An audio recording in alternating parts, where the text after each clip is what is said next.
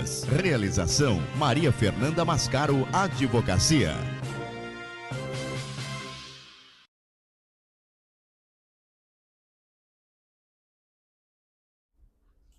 Sejam muito bem-vindos à Central da Notícia, ao programa Convívio. Doutora Fernanda Mascaro sempre nos ajudando, né? E hoje nós vamos falar um pouquinho de instituições trabalhistas, né? Aquilo que é meu dever, aquilo que é minha obrigação. Muito boa tarde, doutora, seja muito bem-vinda. Boa tarde, Solange, boa tarde a todos. Hoje nós vamos falar da alta previdenciária, né? Retorno ao trabalho e dano moral? Isso, é um tema tão sensível no direito do trabalho, porque as pessoas ficam ali naquela situação, o INSS fala que eu tô boa, a empresa fala que eu não tô boa. O INSS quer que eu volte a trabalhar, a empresa não quer que eu trabalhe assim.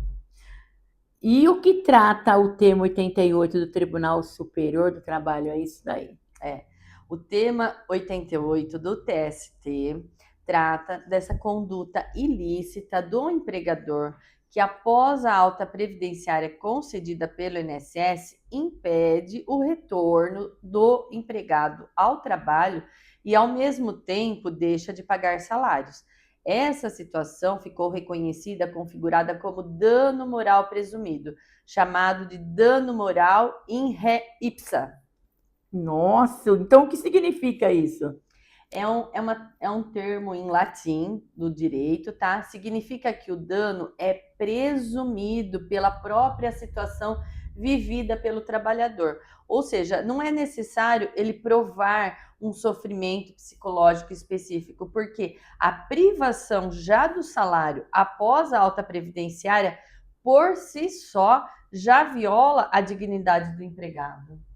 E fala para mim, doutor, o que é a chamada alta previdenciária? É como eu falei no início, é o momento que o INSS entende que o trabalhador já está apto a retornar ao trabalho e encerra o pagamento do benefício por incapacidade, como o auxílio doença. E o que acontece quando o empregado recebe alta do INSS? Tem que voltar a trabalhar. Ele tem que comunicar ao empregador com essa alta previdenciária, o contrato de trabalho volta a produzir todos os seus efeitos. O empregador deve permitir o retorno do empregado às suas funções. Ou, se ele entender que ele ainda está inapto, deve assumir o pagamento dos salários até que ele possa, de novo, agendar a perícia no INSS e tentar comprovar novamente que continua incapacitado. Qual é a conduta considerada ilegal pelo TST? Então, nesse tema 88 o TST definiu que é ilegal o empregador impedir o retorno do empregado ao trabalho e, ao mesmo tempo, não pagar os salários, tá? Criando o chamado limbo jurídico previdenciário, em que o trabalhador fica sem o benefício e também fica sem remuneração. E a Cleusa tem uma perguntinha aí, né, que é uma proprietária, ela tem uma dúvida. Então, Cleusa, qual é a sua dúvida? Pode falar. Boa tarde, doutora. Tenho uma pergunta para fazer. O empregador pode exigir nova perícia ou laudo médico? Pode? Que pergunta boa para o tema, hein? Gostei. Encaixa perfeitamente aqui na situação. Sim, o empregador ele pode exigir essa avaliação médica interna, encaminhar o funcionário para o médico do trabalho vinculado à empresa para realmente avaliar se esse funcionário está apto a reassumir as funções, tá? Mas isso não autoriza deixar o trabalhador sem renda. Tá? Se não permitir o retorno, se o médico do trabalho colocar que está inapto, ele deve pagar a remuneração, o salário, até que ele consiga ser novamente direcionado para pedir novo benefício por incapacidade, porque se ele não permitir o retorno, o empregador deve pagar os salários até a regularização da situação no INSS. O trabalhador precisa provar que sofreu prejuízo financeiro ou emocional? Não, esse tema justamente fala sobre isso.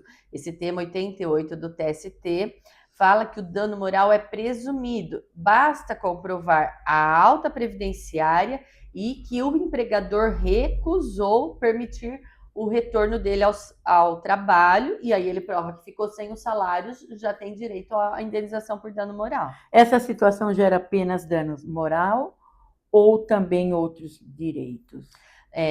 Além do dano moral, o trabalhador pode também pedir o pagamento dos salários desse período que ficou nesse limbo e os reflexos trabalhistas de FGTS, indenização por dano material de despesas que precisou ter em razão dessa inaptidão. Então, tudo isso pode ser levantado e ser solicitado indenizações. Essa decisão protege apenas empregados formais? Sim, o tema 88 se aplica às regras regidas pela CLT, ou seja, os empregados com vínculo formal. A lógica da proteção, porém, reforça o dever geral de preservação da dignidade do trabalhador. Mesmo que você tenha um prestador de serviço, se está nessa situação, você não pode simplesmente ignorar e desprezar, falar, não, enquanto você está assim, tratamento, eu não quero você aqui de volta. A gente tem que preservar a saúde do ser humano.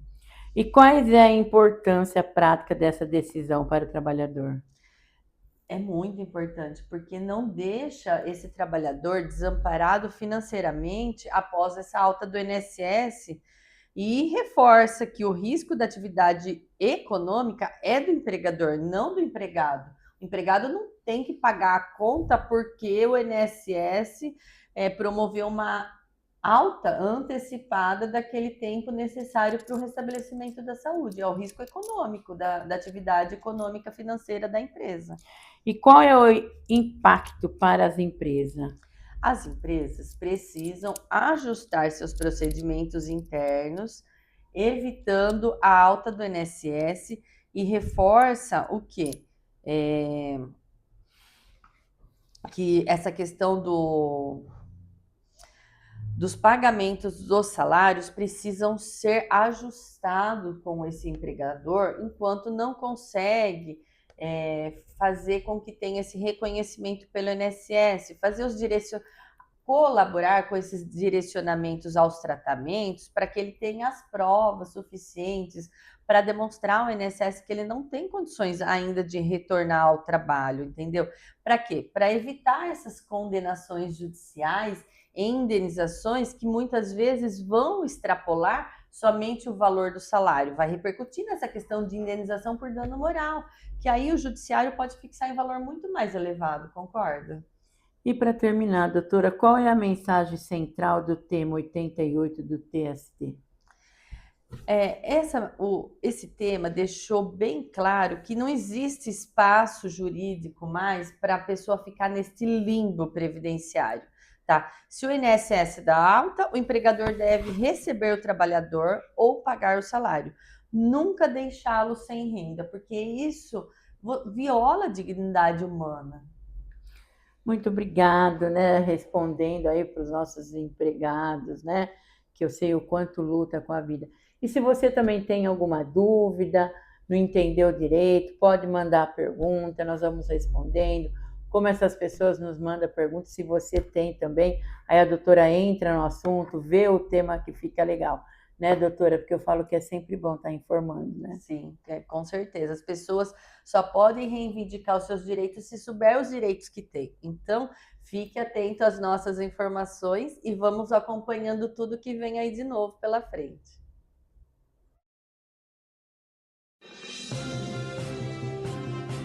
Instruções trabalhistas. Realização: Maria Fernanda Mascaro Advocacia.